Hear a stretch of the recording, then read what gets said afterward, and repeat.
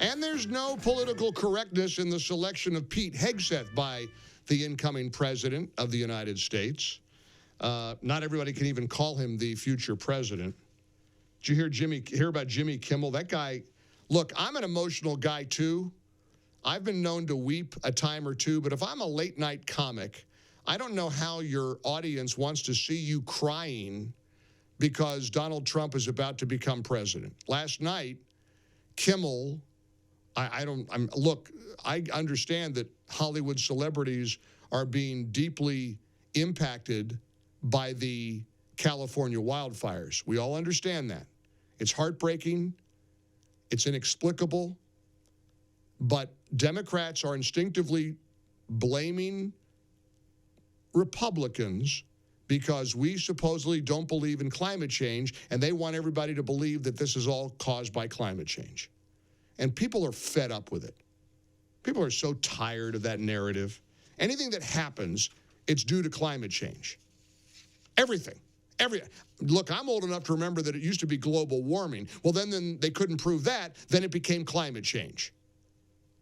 And if you don't worship at the altar of climate change, you're a racist. That's what they're saying in Southern California.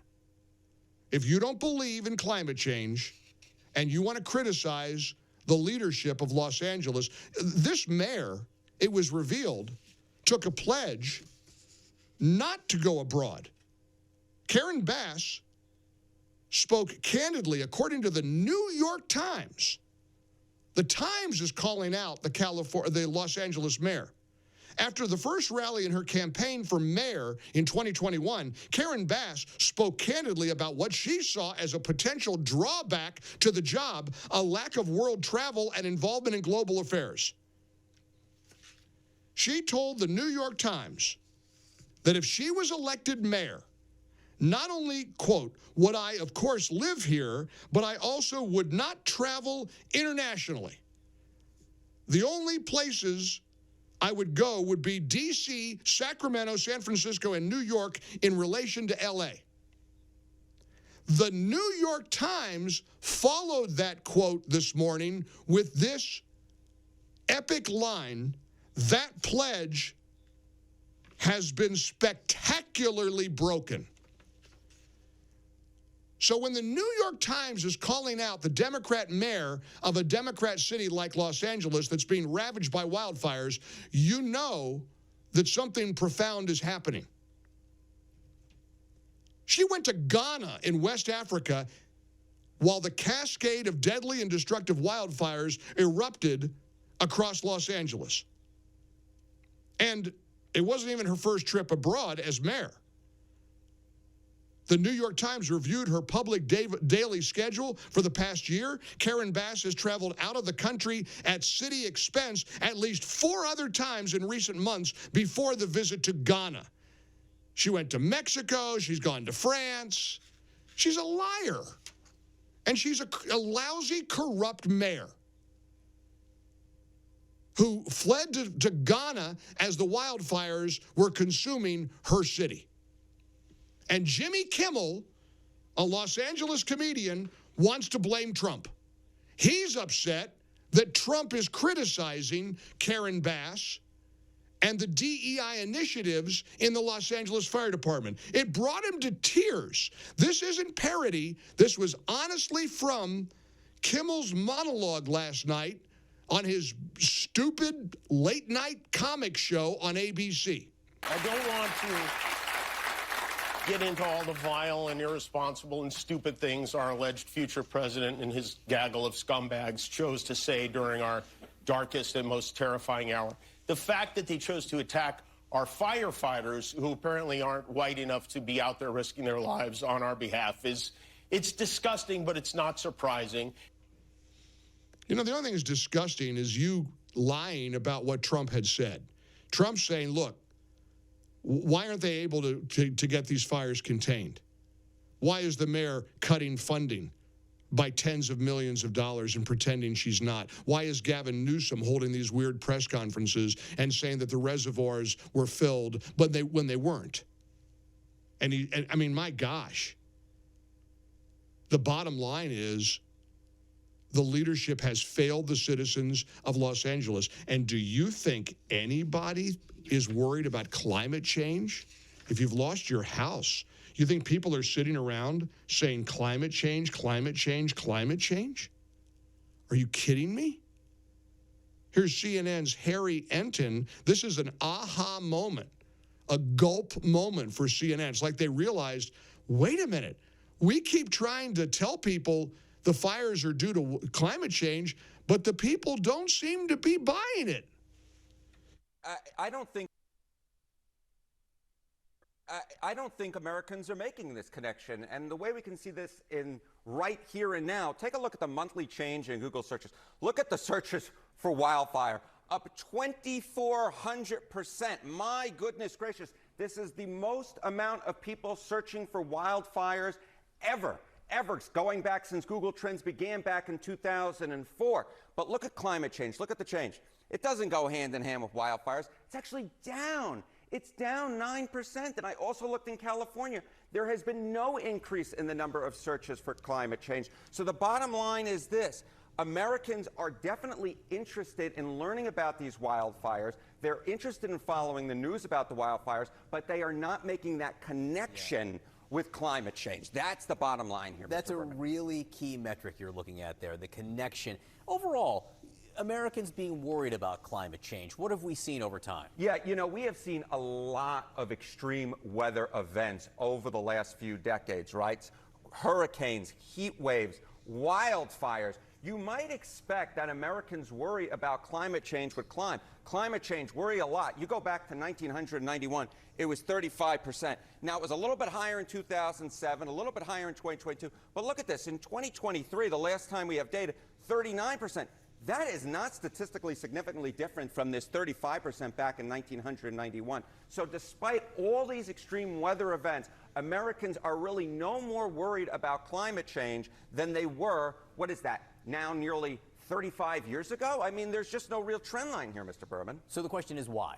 Why? Why are they not really worried a lot about climate change? It might be because they feel like there's not a whole heck of a lot they can do. So climate change, humans contribute a great deal. Again, there's no real trend line here over the last few years. 2019, 49%, 2020, 49%, 2023, 46%, 2024, 45%. That's actually down 4 points from where we were back in 2019. And so less than a majority of Americans believe that humans contribute a great deal to climate change. So the bottom line is that is a big reason why they don't worry a lot. They just don't feel like they can do anything about it. So the trend line is going down, even as scientists say that the intensity of these storms and these conditions are getting worse. Even as the extreme weather goes up, humans are not exactly as worried about climate change as they necessarily once were. Don't you love it when even CNN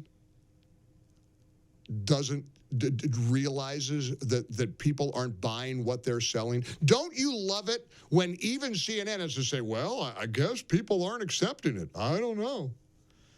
Remember when Al Gore said there aren't going to be any polar bears, left, and they're going to run out of places to go? And I mean, these people are nuts. They're nuts. They're goofy. And the good news is the golden era that's about to begin on January 20th, Trump and company, they don't care. You can call Trump a racist all day long because he has the temerity to question the leadership of Southern California. You think he cares about The View calling him a racist? You think he's worried about what Sonny Hostin thinks or Jimmy Kimmel? The good news is, for the last 4 years, it's like people were concerned about what people thought of us. Now we don't. Now it's like all bets are off. Dive in head first. Be decent. Be civil, be factual, be compassionate, but be truthful. And the truth is, the Los Angeles and the California Democrat leadership has failed the citizens of Los Angeles County. You can't defend promising the New York Times you're never going to take an international trip and then go on 4 of them in the last year alone. You can't say I'll be here for the citizens of my city have wildfires erupt, declare a state of emergency, and then hop on a plane at taxpayer expense and go over to West Africa. That's not leadership. That's called a failure, a complete and abject failure. And everybody knows it. The Democrats have to know it. The people in Los Angeles have to know it. She's a disgrace. And Gavin Newsom is an abomination. You know what he wants to do now? He wants to take the wildfires and transform California with it. Remember Rahm Emanuel? Do you remember what he said the Democrats' mantra should be about a crisis? I will remember these words until my dying day. You never want a serious crisis to go to waste. And what I mean by that, it's an opportunity to do things that you think you could not do before. That's right. That's what Obama said. We're going to transform America. Never let a crisis go to waste. Well, true to form, here's a loony lefty like Gavin Newsom stepping up to the plate and saying, let's transform California, never letting a crisis go to waste. We're already organizing a Marshall Plan. We already have a team looking and reimagining LA 2.0, and we're making sure everyone's included, not just the folks on the coast, people here that were ravaged by this disaster. You just said you're organizing a Marshall Plan for the rebuilding of California. What is that Marshall Plan? For Tell this us about region, this Marshall we're Plan. just starting to lay out. I mean, we're still fighting these fires, so we're already talking to city leaders. We're already talking to civic leaders. We're already talking to business leaders and nonprofits. We're talking to labor leaders. We're starting to organize how we can put together a collection of individuals on philanthropy for recovery, how we can organize the region, how we can make sure that we are seeking federal assistance for the Olympics more broadly, but also federal assistance for the recovery efforts, and how we can galvanize the community with folks that galvanize the community. Well, I'm not so sure you need to be waiting for federal assistance, because there's not going to be a blank check this time around. Doesn't work that way. There's a new sheriff in town, and President Trump and House Speaker Johnson are in agreement. There should not be a blank check for the state of California, especially with this botched leadership in the state. Let's see if you agree or not. Join us, 800-655-MIKE, 800-655-6453, one open line.